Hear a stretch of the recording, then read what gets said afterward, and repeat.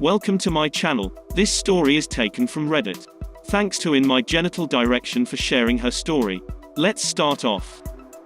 I knew this kid in 9th grade who seemed like a nice enough dude, let's call him Frank.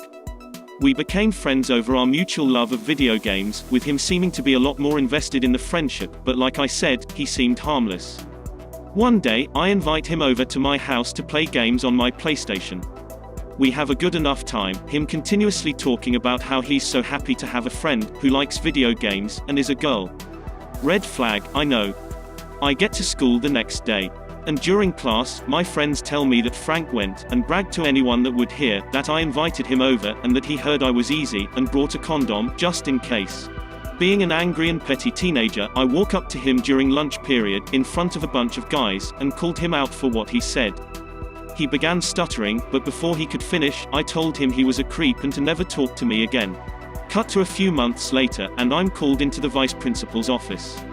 I get there, and she asked me if I was friends with Frank, and I responded that we used to be. She asked what ended our friendship, and I explained the situation to her. She looks at me and says, "That's not what he told us, but I think I know who's telling the truth." Turns out that after I ended our friendship, Frank fixated on another girl, only to discover she had a boyfriend. Frank decided the best course of action to get rid of the boyfriend was to pull a knife on the kid in the hallway and threaten him. Security of course gets him, and discovers he only had a butter knife. Still, he threatened someone, and so he was called into the principal's office. Whereupon he explained that the only reason he pulled the knife on this guy was because he was so heartbroken.